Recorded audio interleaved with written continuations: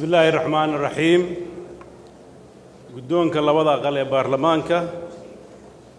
مدنياشا يا مروينك لبدا أقل مشرحين تا مرتي الشرفتا إذا مدى أمنك صحافة يا دمان شعبك الصومالي ملك استي جوغان دمانتين وحان نقول سلام يا سلامة إسلامك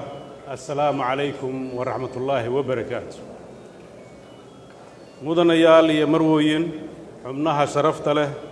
baarlamaanka federaalka Soomaaliyeed waxaan ugu horeyn mahad ballaaran u soo jeedinayaa dhammaan intii ka soo hawl gashay hirgelinta doorashada maanta aan joogno wajigeedii u dambeeyay si gaar ah waxaan ugu mahad celinayaa madasha wada tashiga qaranka gudiyada doorashada heer federaal iyo heer dowlad goboleed gudiyadii ka soo shaqeeyay doorashada gudoonka labada aqal gudiga isku dhafka ah ee ka soo shaqeeyay madashan quruxda badan ee maanta aan fadhino ee lagu dooran doono madaxweynaha jamhuuriyadda federaalka Soomaaliya waxaan halkan uga mahad celinayaa sidoo kale ra'iisul wasaaraha xukuumadda federaalka Soomaaliya mudane Maxamed Xuseen Rooble mudanayaal iyo marwooyin aragti siyaasadeedkaygu waa inaan dhisno Soomaaliya oo nabad ah dimuqraadi ah oo heshiis ku wada nool oo leh dawlad ku dhaqanta dastuurka ixtiraamta nidaamka federaalka ee la isku raacay iyo in dadkeennu laga saaro faqriga si ay sharaf ugu noolaadaan aragti kaliya ma aha waa xuquuq ka raagtay ummadda Soomaaliyeed kamira dhalinteeduna waa waajib in wada saaran dhamaanteen 15 May waxa gacantiina ku jira masiirka ummadda Soomaaliyeed oo 30 sano ka badan dibana ahayd waxay u baahan yihiin oo aan idinka codsanayaa in aad igu taageertaan sidii aynu u gaarsiin lahayn amni buuxa adeeg bulsho iyo dawlad aamin ah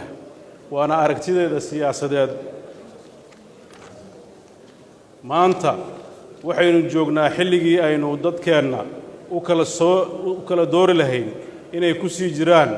mugdigan iyo inaad igu garab siisaan sidaynu wada jir u dhisi lahayn Soomaaliya oo siyaasad ahaan dhaqaale ahaan xasiloon barwaaqo ah oo heshiis ku ah kuna xiran caalamka intiisa kale amnigu waa udubdhaxaadka aragtideeda siyaasadeed sababtoo ah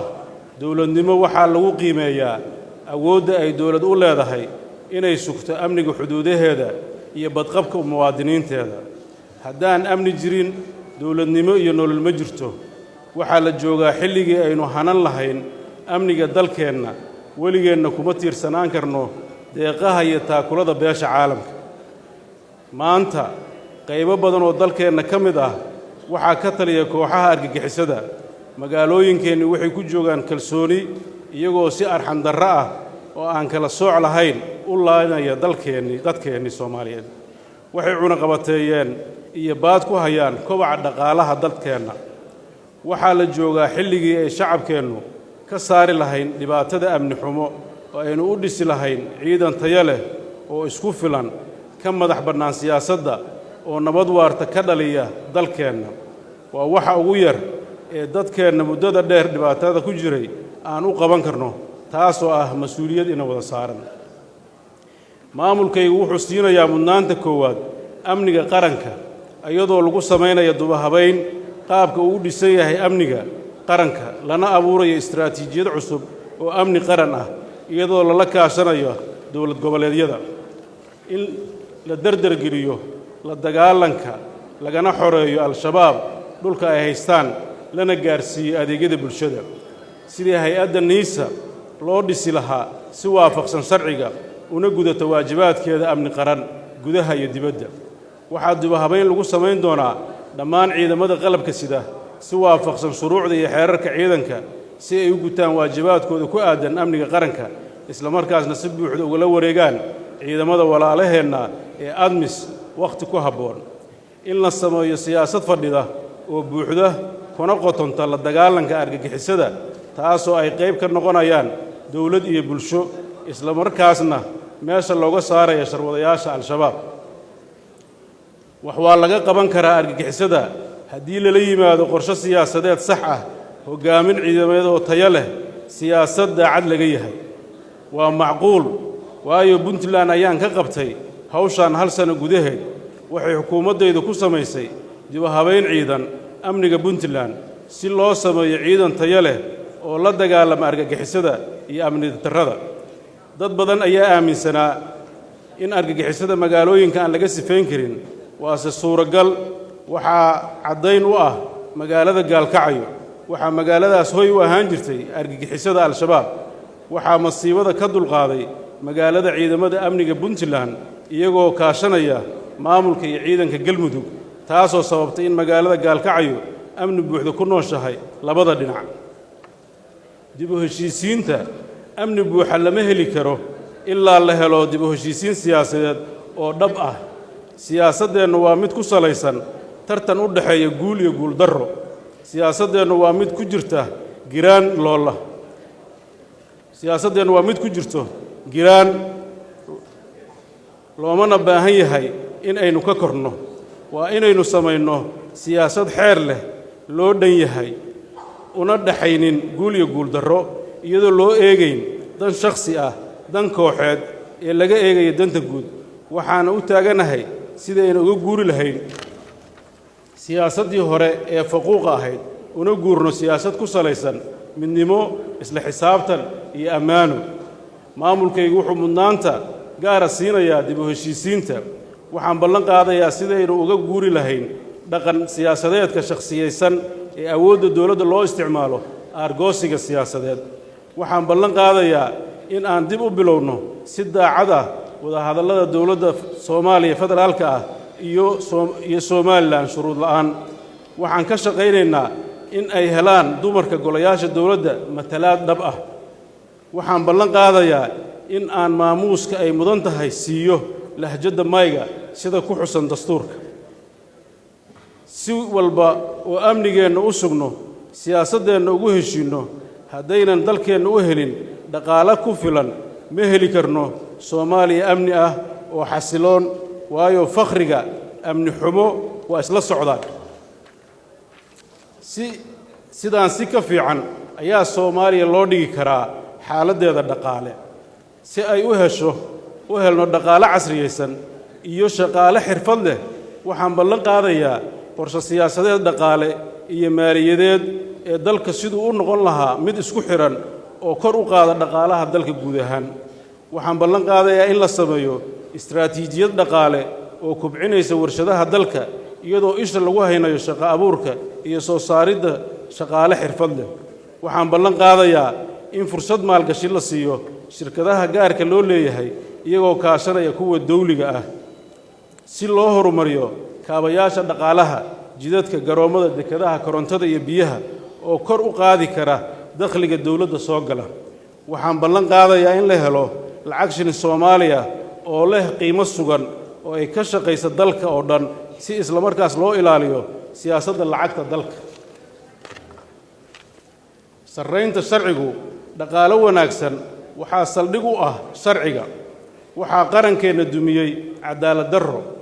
waxaa maanta dawladnimadeennu u dhutinaysaa cadaalad la'aan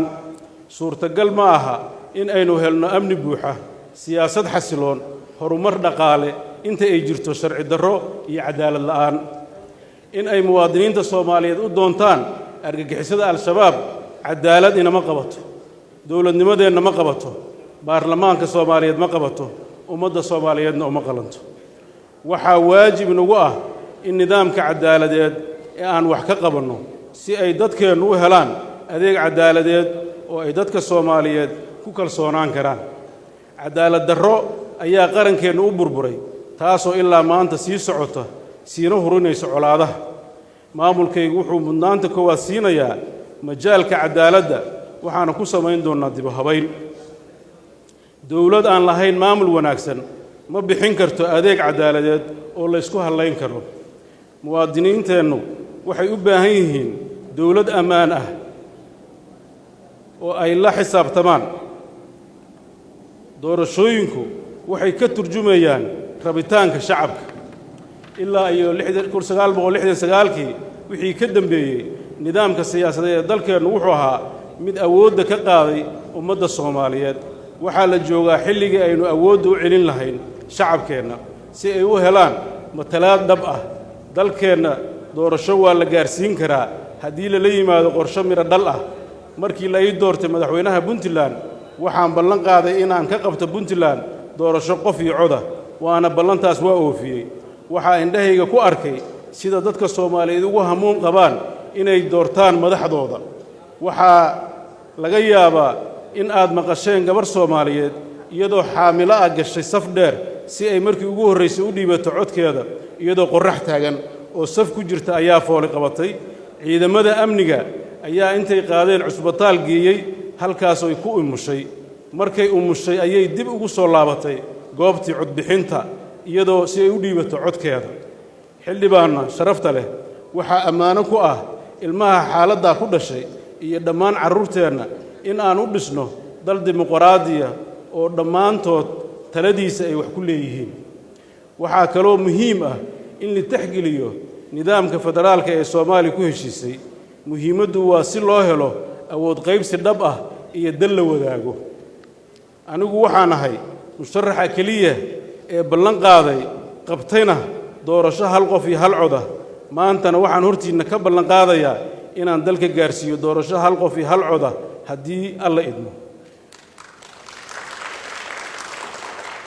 waxaan ballan qaadayaa inaan tixgeliyo nidaamka federaalka iyo awood qaybsiga u dhaxeeya dawladda dhexe iyo dawladaha xubnaha ka ah waxaan in ay ku wada shaqeeyaan dawladda dhexe iyo dawladaha xubnaha ku ah si wada jir ah iyo tixgelin ah oo sharci ku salaysan waxaan ka taageerayaa dawlad goboleedyada siday u qaban lahaayeen doorasho heer degmo ah iyo heer dawlad goboleed ah si walba aynu amnigeenna u sugno nidaamkeenna cadaaladda u hagaajinno dhaqaalaheenna u kordhinno dalkeenna dimuqraadiyeenno haddaynan dhisin maamul wanaagsan karti iyo hufnaan ku shaqeeya ma dhammaystirmayso dawladnimadeennu carruurteennana ma siin karno mustaqbal wanaagsan ummadda Soomaaliyeed ma xuma waxaa helay maamul xumo oo ay sabab u tahay hoggaan xumo waxaa hoos u dhacay kalsoonidii ay beesha caalam ku qabtay dawladda Soomaaliyeed taas waxaa ka daran oo khatar ah inay lunto kalsoonidii ay ummadda Soomaaliyeed ku qabtay dawladnimadeeda si loo soo celiyo sarreynta sharciga sharaftii iyo badbaadada qaranka waa in si degdeg ah loo dhisaa kalsoonida ka dhaxaysa dawladda iyo shacbigeeda in la hagaajiyo xiriirka caalamiga ah lana helo siyaasad dhexdhexaad ah kuna dhisan isxaq dhowr iyo iskaashi dhammaan dawladaha adduunka sidoo kale waxay dawladdu ballan qaadaysaa inay ilaaliso shuruucda caalamiga ah iyo axdiyada u dhigan qaramada midoobay nasiib darro mar kasta oo sharciga dalkeenna ugu sarreeya dastuurku wuxuu ahaa mid la jebiyo ama ay ku gaboodfalaan kuwii ahayd inay ilaaliyaan sanadkan waxaa la joogaa 10 guuradii ka soo wareegtay dastuurka waxaan ballan qaadayaa in aan dardargeliyo sidii loo dhammaystiri lahaa dastuurka waxaan wax ka qaban doonaa waxbarashada ubadkeenna oo inta badan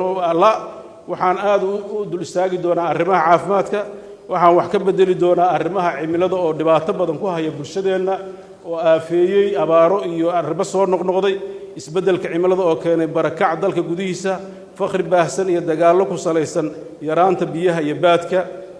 waxaan ku soo gabagabeynayaa mudanayaal marwooyin dhammaan xubnaha sharafta leh ee baarlamaanka federaalka waxaan hortiina ka ballan qaadayaa markaan codkiina isiisaan haddii alla idmo inaan mas'uuliyaddaas aad igu aaminteen aan u guto si daacadnimo leh oo waafaqsan shareecada islaamka iyo dastuurka dalka sidoo kale markii aad i doorataan waxaan ballan qaadayaa inaan wax ka bedelo duruufaha nololeed ee mudanayaasha labada aqal taasoo aan ogahay in dib weyn ka haystay mudanayaashii golayaasha idinka horreeyey mudanayaal iyo marwooyin ugu dambayn xildhibaanada iyo senatorrada sharafta leh waxaan si xusbad iyo qadarin leh ugu dheehantahay idinka codsanayaa in ay siisaan codkiina iguna aamintaan masiirka dadka iyo dalka Soomaaliyeed iguna xisaabtataan mas'uuliyadda sida ku cad dastuurka waad mahadsantihiin الحاجات هي داني بشرحن doorta oo codeeya dani